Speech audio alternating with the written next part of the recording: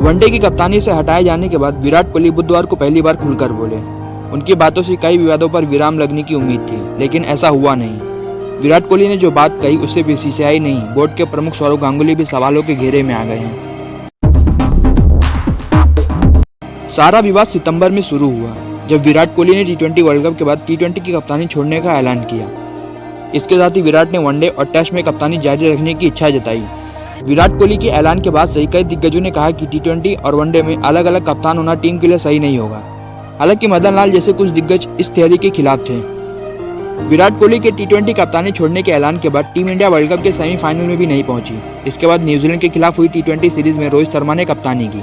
Series के तीनों मैचों में भारत को जीत मिली। तब से ही कई एक्सपर्ट इस बात की वकालत कर रहे थे कि सीमित ओवर क्रिकेट की यानी टी20 के साथ वनडे की भी कप्तानी रोहित शर्मा को दे दी जाए। पिछले हफ्ते जब दक्षिण अफ्रीका दौरे के लिए टेस्ट टीम का ऐलान हुआ तो उसके साथ ही बीसीसीआई ने रोहित को वनडे का कप्तान बनाने की भी घोषणा कर दी। इस फैसले के बाद बीसीसीआई अध्यक्ष सौरव गांगुली ने कहा कि कोहली को इस बारे में पहले से ही बता दिया गया था। गांगुली ने कहा कि बीसीसीआई ने विराट से टी20 कप्तानी नहीं छोड़ने का भी अनुरोध किया था, लेकिन वो अपने फैसले पर अडिग थे। इसके साथ ही गांगुली ने कहा कि वनडे और टी20 में अलग अलग कप्तान बनाना सही नहीं होता।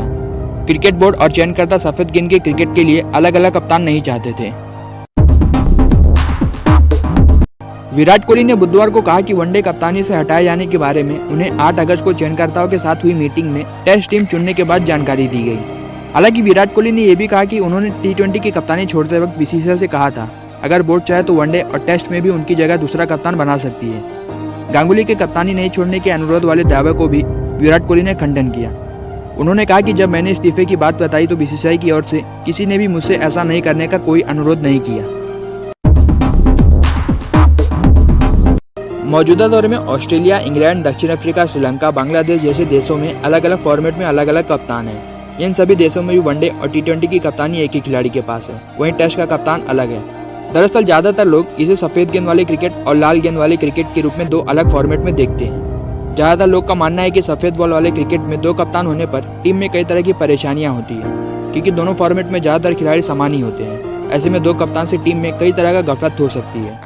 आकाश चोपड़ा, विवेक लक्ष्मण जैसे कई पूर्व क्रिकेटर इस पक्ष में बोल चुके हैं। रोहित को वनडे कप्तान बनाए जाने के बाद आकाश चोपड़ा ने कहा कि जिस दिन कोहली ने टी20 फॉर्मेट की कप्तानी छोड़ने का ऐलान किया था, ये तभी तय हो गया था कि वो जल्द ही अपनी वनडे कप्तानी भी छोड़ देंगे।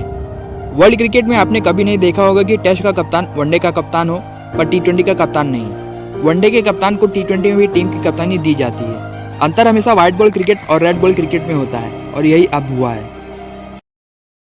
वीडियो अच्छी लगे तो लाइक, शेयर और कमेंट जरूर करें और जाते जाते चैनल को सब्सक्राइब करना ना भूलें।